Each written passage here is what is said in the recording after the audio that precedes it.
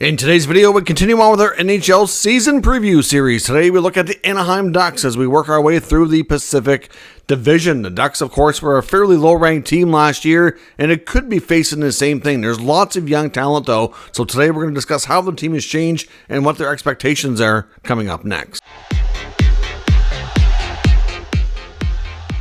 So welcome back to another video here at Top Shelf Hockey. As I mentioned, today we're looking at the Anaheim Ducks and looking at their season ahead for the 24-25 season, discussing their expectations and how this team has changed since last year. The Anaheim Ducks and GM Pat Verbeek were actually one of the least active teams across the NHL throughout the course of the offseason.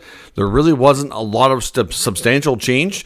I really think that the theme of this year and the hope of this year is to see growth amongst the top young talent that they've already been fortunate enough to draft and get into their organization. But in case you're new to this series, what we're going to do here is we're going to quickly recap last year, take a look at how things went, analyze their cap space, additions, subtractions, any rookies that might jump into the fold here, contract extensions we could see throughout the year, and then we'll look at the roster and the top questions that we're likely going to see this team face with. So let's look at first the recap of the 23-24 campaign for the Ducks. They had a record of 27-50-5, 7th in the Pacific Division.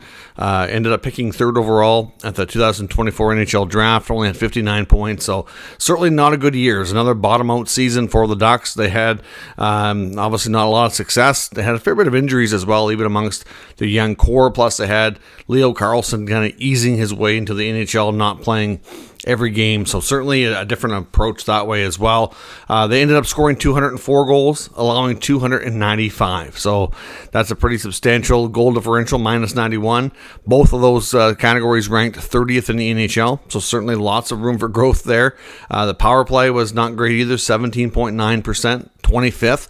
The penalty killing was second last in the NHL as well, 72.4. So obviously last year was the first year for head coach Greg Cronin. Going into year 2, certainly, like I said, expecting some growth within this team. Now their top scorers ended up being Frank Vatrano, 37 goals and 60 points last year. He's turned out to be a very nice UFA signing for them from a couple seasons back. Troy Terry had 54 points last year.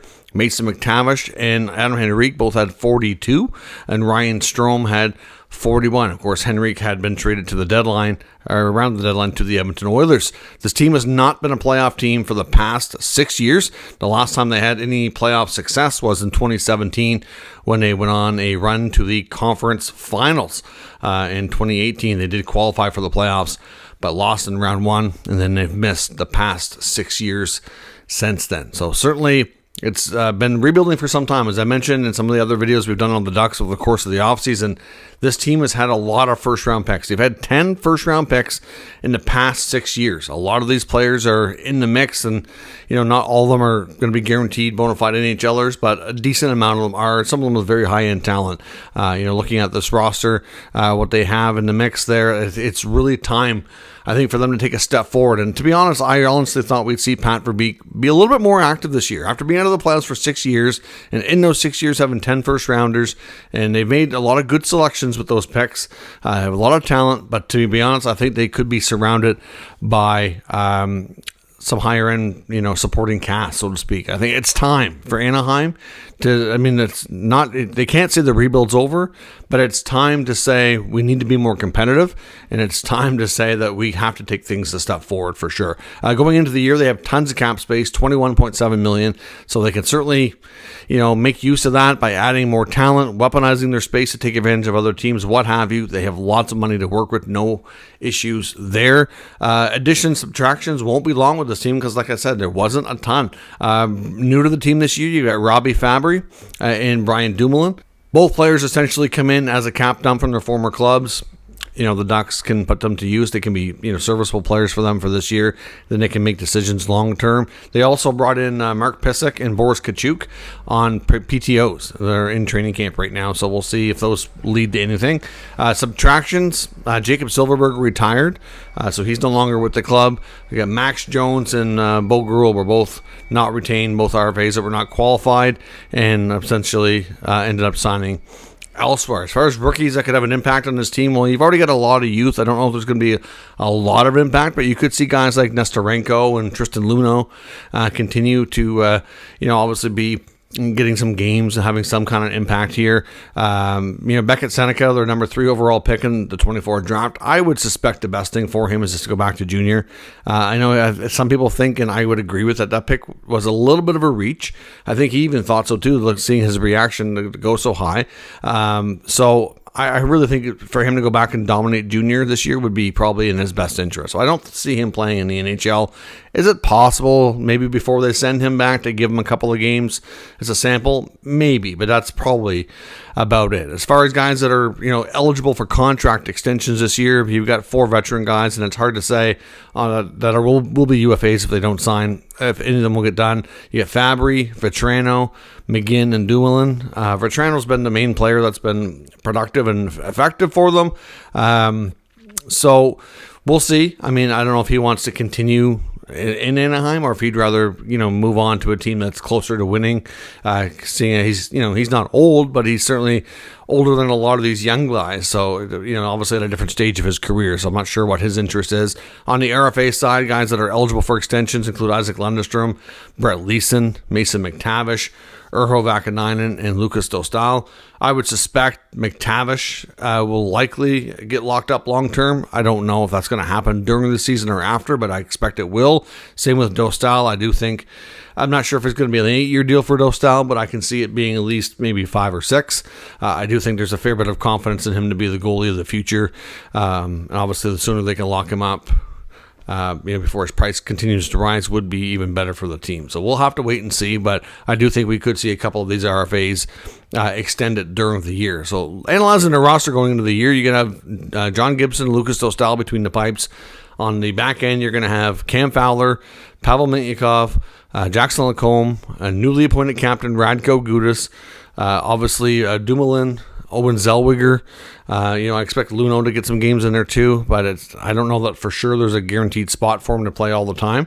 But he's definitely going to be in the mix there. Up front, you're going to have McTavish, Zegras, and Terry perhaps, Leo Carlson, Cutter Gauthier, another new addition as a full-timer this year. Of course, not new to the team, but new to being a full-timer in the lineup. Alex Killorn, I guess Cutter Gauthier theoretically would be a rookie this year. I didn't include him in the other category just because it's expected he's going to be there, and he did get to play a little bit before, so I guess I kind of just assumed he's going to be impactful, but at least he should with what he's been looked at so far here. But Cutter Gauthier, definitely another big name to watch, so I expect him to likely get a top 6 opportunity. Could play with Leo Carlson and Alex Killorn. Robbie Fabry likely get a chance to play with Vetrano and Strome. Vetrano can certainly play top 6. I'm not sure. They could easily flip-flop him and Killorn based on these lineup projections, which come from Daily Faceoff. I'm not sure exactly how they'll do their lines, but at the end of the day, they've got a pretty good-looking top 9. Lundestrom, McGinn, Ross Johnson likely make up your 4th line there. Obviously, like I said, Nestorenko, I expect to see some action as well. So I said they got a new captain in Radko Gudas. Lots of trade talk around this team still. Obviously, Trevor Zegras, John Gibson, and now Cam Fowler. They're all out there. Fowler's is a little bit more likely to go. Of the 3, he's the newest name to join that group, but also the most likely given his contract, his age, where he fits on other teams, and all that kind of stuff. Gibson's been in the rumor mill for about 2 years. Between his play and his contract, it makes a deal very, very complicated. So at some point it could happen, and none of us will be shocked, but at the same time, maybe we will be because it's, just never happened. Trevor Zegras, the only reason there's rumors around him is because of the style of play. There's belief that the organization, and specifically Pat Verbeek especially, has really been trying to build this team to be really hard to play against, big, strong, tough forwards. Obviously some skill in there, but if you're not like the big, strong type, you need to be a really good two-way player.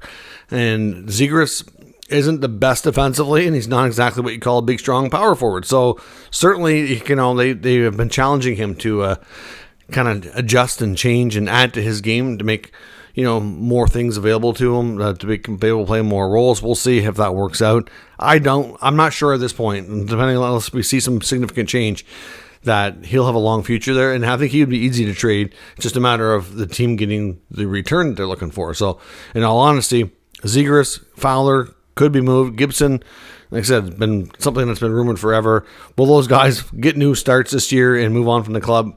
it's remotely possible. I honestly think the Ducks are bound to take a bit of a step forward, especially seeing in their division with Calgary kind of starting to go down the opposite way and bottom out. And then you got San Jose, which really bottomed out last year. And the Sharks have some young, exciting players too, but I think the Ducks are a little further along. They've been building longer.